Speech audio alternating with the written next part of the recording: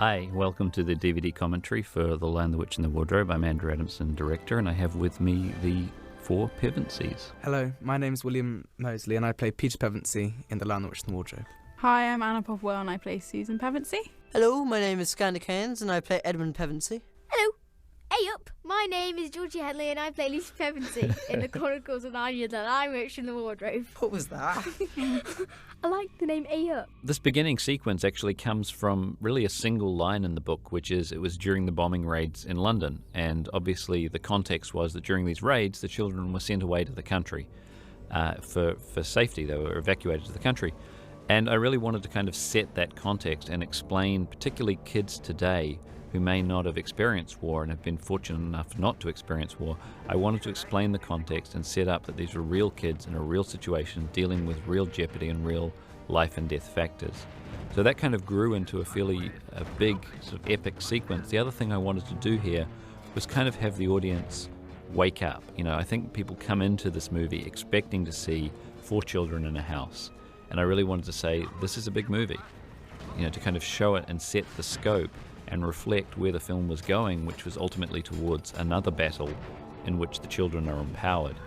This would probably be new to you guys because a lot of this was computer generated and we did it after the fact. We just shot the pilots on green screen. How did it feel seeing this, having not really known what was going on when you were running around in the house? You look like a monkey, you've got sticky out ears. No, I'm only kidding. Why are you so mean? I'm only kidding. You've got lovely ears. Well, thanks, Georgie. I remembered that this was the start of the story, but for some reason I wasn't expecting it when we watched the film, because when you think of Narnia, you just kind of think snow. Right. But then fake snow. it opens with these bomber planes, and we're kind of taken aback.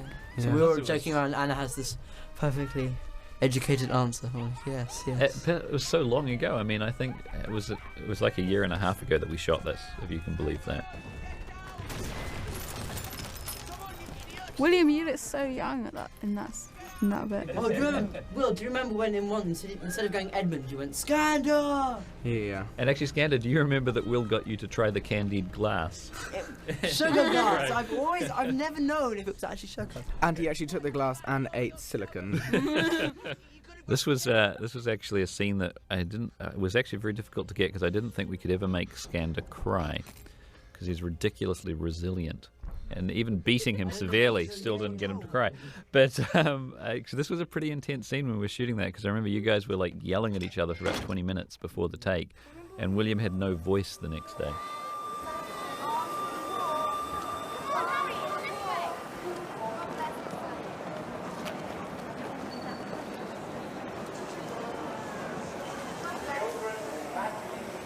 You need to keep this on, darling. All right? You warm enough? Good girl.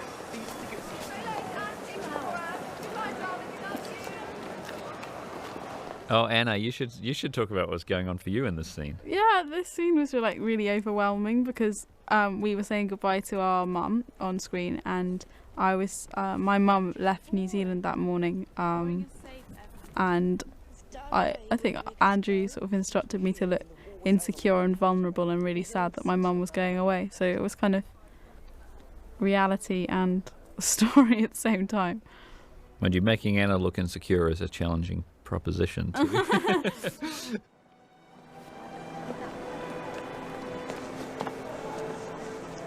Promise me you'll look after the others. I will, Mum. Good man. I had a terrible haircut That's this the stage. Norman Nomates look. This was referred to as the That's Norman right. Nomates. In order to make William feel insecure, I just gave him that haircut.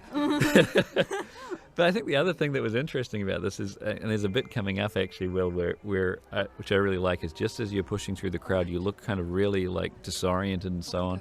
And I don't think it was acting. I think this is very early on in the process, and you guys were thrust in here with something like 150 or 300 extras, I think we had. I suppose why it works is because like I'm meant to reassure Georgie, but I can't really reassure myself. Here, look at this bit coming up. This bit's one of my favourite little moments when she pulls it off, and you just look completely disoriented. Yeah, it It was. was disorientating though. It's like, It was crazy. Wait, where am I meant to go?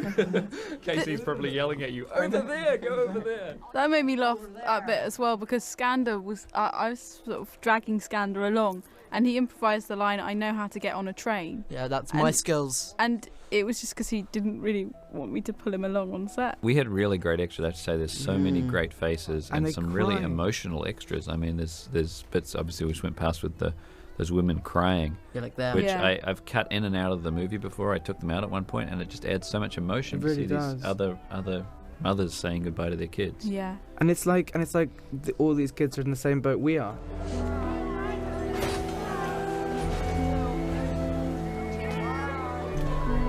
Bye, my dear.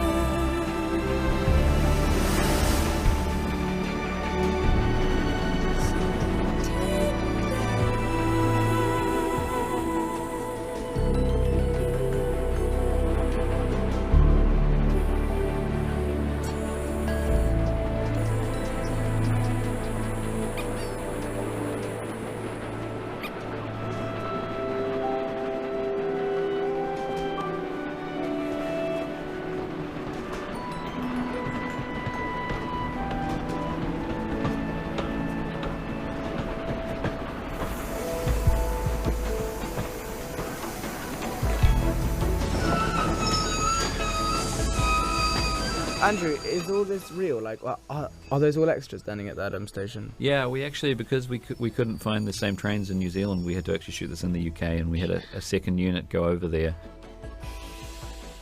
And then obviously just match. That's actually a composite shot, of course. Yeah, We I know. shot You the can kids tell in New that's Zealand. CGI. The trains, it's not CGI, it's a composite.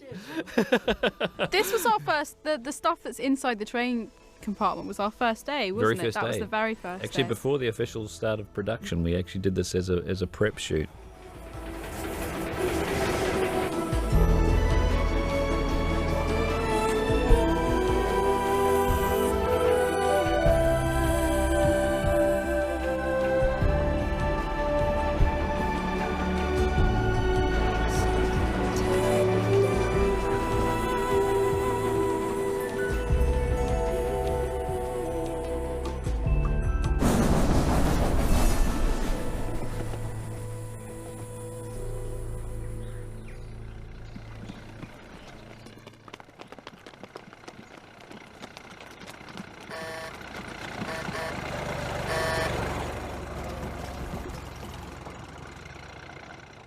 This day wasn't very sunny at all, was it? I remember it was really cloudy and we had to try and kind of wait for the breaks in the clouds to try and make it look really sunny. Surprisingly, it was very predictable in New Zealand that this weather would kind of happen, and yet we hadn't really anticipated it. So much of the shoot ended up being like this. But you're right, this was like in and out of rain. We'd like Yeah. have to take cover every now and again, and this was actually a set that Roger built to look like an English train station. And yes, you can see actually behind Mrs. McCready, there's blue sky, and then there's big dark clouds coming in. Wasn't there like some fact that the 24-hour surveillance on the station exceeded the price of the station itself? That's probably true. That was Tiffany. Remember the horse's name was Tiffany I or didn't know something, that. wasn't it? Yeah. Georgie, weren't you really scared of horses Yeah, to no, start with? KC, when we first did it, was like, okay, no one make any sudden movements, don't say anything, really quiet, and like the horse could kill you at any moment. I think you got to like horses by the end of I the show, did. didn't you? I I know did. William did. Yeah, we all did. I remember I used to ride a I had one riding lesson with sled on a Palomino called Flicker. It was gorgeous. No touching of the historical artifacts. And above all, there shall be. And this would have been the first like big sets that we were working on. It wasn't really that big though. It was quite small. Like, it wasn't huge. William obviously not overwhelmed by the scale of things. But I mean, when you think of like the frozen lake and things like that, like No, that's quite a small set. This was that scene that took ages to get the shot lined up through that window, because to get William's face in that exact position. Probably trying to get William to sit still is what took the longest time. I was listening to the radio. Oh, look at Georgie. Small person. I'm not a small person. Look how small you are. My hair is like really short. It's like a I bob. remember how much William loved that haircut. Oh, it's disgusting. Scandals actually- is quite a classic too, actually. No, Anna's- mine was cool. Okay, I could pull it off. It was cool. I remember how shocked I was when they cut your hair at first, Anna, because you'd arrived and you had that long hair. It was And then gorgeous. they came in and I said, "Oh, it got shorter," and you nearly burst into tears I because it was so remember shocking. we were sort of testing all the hair and wardrobe stuff, and you know, they came to sort of check it before they finalised it, and your request was, could we make it lower? Which was your euphemism for longer, but by which time it had already been cut off. I know. I was kind of expecting they'd probably show it to me, you know, an inch at a time, getting shorter and shorter, and it came and I was kind of taken But aback. then like it was like 5 inches. This scene here, we must have done 1,500 times. That's right. This was a screen Yeah, test. Yeah, but it was actually one of the first scenes I think I ever did. We've done that in like 9 different locations. Even like through the 18-month auditioning, like that was one of the first ones we had to do. So Oh, this so we music really is know it so well. cool. Oh Johnny, heavens above, you make my sad heart jump with 24, joy. 5, And when 6, you're near, I just can't sit still a minute. I'm so, oh Johnny, please tell me, dear, what makes me love you so? You're not handsome, it's true, but when I was here first. I think so, Johnny, oh,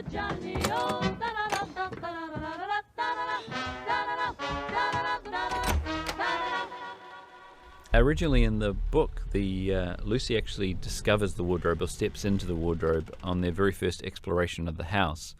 And I sort of felt when it came to doing that cinematically, it didn't make as much sense that she finds it that way initially and then goes back there and playing hide and seek. So I thought it made a lot more sense if we actually started with the children, bored, not knowing what to do, on a rainy day, surprisingly in London, and actually finding the wardrobe as a hiding place. And it made a lot more sense that she would then step into it. She wouldn't, I didn't think logically, sort of open a wardrobe and just naturally step in. But if she was hiding from her brothers, then it was a more logical thing to do.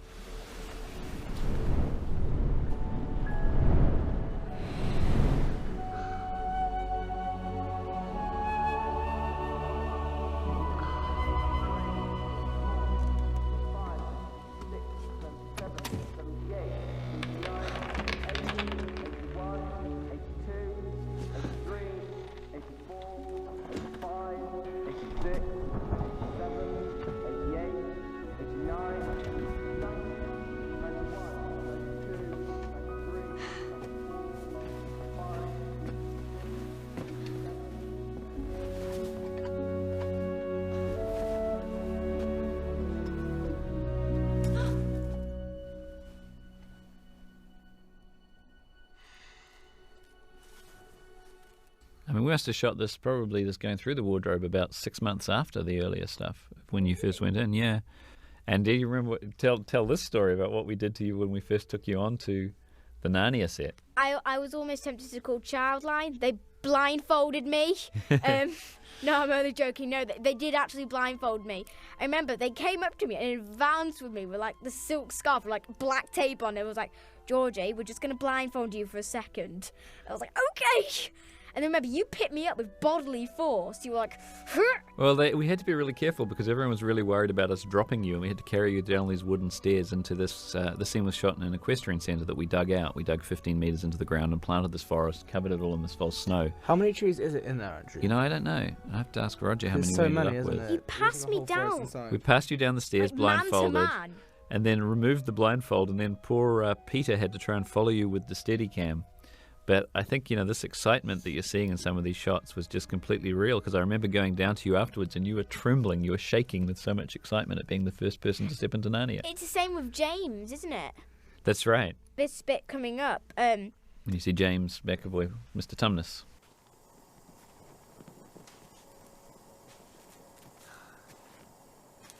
Some of the cuts of those shots are actually my first reaction to seeing James or Mr. Thomas. This is like Mr. Tumnus coming through. Yeah, it was. But this time you'd gotten to know James, I think, but we'd deliberately I- not let you see Mr. Tumnus so that you could actually be as surprised as Lucy would be when she saw him for the first time. I remember this. Oh, the legs are so cool. That. I remember this white sheet coming in. I remember this thing with this white sheet draped over it, and I said to you I was like, Andrew, what's that thing? And you was like, oh, it's just a statue. And it's like, so why is Howard there? And it's like, oh, it needs to add something. Yeah, Howard, the head of prosthetics. And I actually believed you. Oh, but you know what always gets me is this shot coming up. Oh, which one is it? Where it's not you, it's Kaylee. There we go. That's Kaylee. That's Kaylee. I know it's because not the you. hands. I know The 'cause hands and the walk. I always notice the walk. I know Yeah, no one I else see the notices walk. that. And also the way the stockings go on both of them, like the stockings I think look so different. Oh, on really? Georgie and They're Kaylee, yeah. different legs. Kaylee's always a little bit wonky.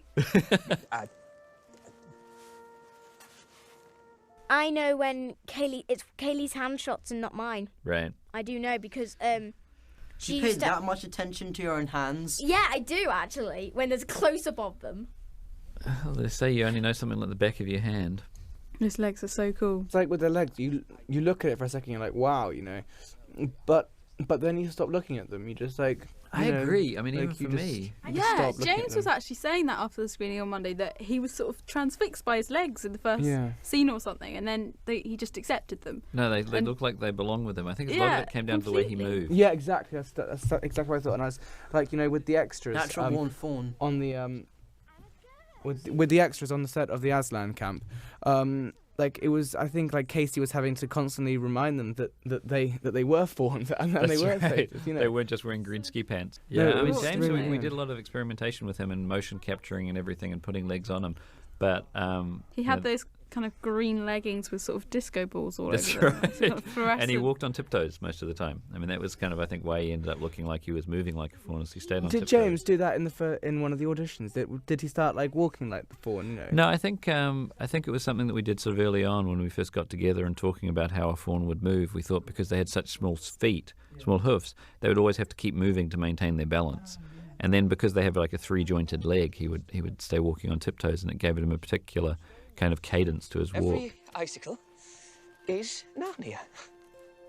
It was so funny because when he was practicing and like doing different walks to experiment, it was one of the scout huts, and I was just sitting in a corner chuckling because he was doing like Pretty Mr. Tumnus. He's probably crying then. Big He's such bad a cool Mr. goat, Tumnus. though. Like, how many people could pull off being a goat? I know, it's true, and still be so likable. Yeah. I know having- it's you were- bizarre to you think had that's like- actually James McAvoy there, because he's nothing like the fawn. Well, But the then, thing that- then to bring it out, like I think it's really really amazing. The thing that really surprised me about James is he put himself on tape and sent me this audition, and he really got the character. He really got the double agenda of Mr. Tumnus. Yeah. The idea that, he was going to turn Lucy in, but at the same time he had a moral dilemma. And, he had this very, great clipped British accent. And then I finally met him in London after seeing the tape, and he comes in with his motorcycle helmet and everything, and he has this broad Scottish accent. I'm just like, where did that come from? And Yeah, of course, you'd never know. No, you would never know. It's an amazing accent. And I love this bit, Georgie, when Georgie says, my mum's name is Helen, because Georgie's mum's name is Helen. So, Didn't you add I that love in? you, Mummy. We did. We actually deliberately did that for that reason, and it seemed an appropriate name for the era. But it was just, I think, whenever you can make something genuine, it feels more genuine. It was Miriam. It was my That's mum's right. name is Miriam, and then it was my mum's name is Helen, and then it was my mum's name is Violet and Violet. Violet? Violet. Where did Violet come Violet. from? Violet.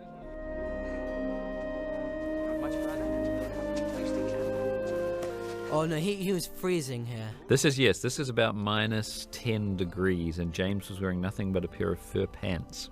Very stylish fur pants, though. And then we're back on set again here.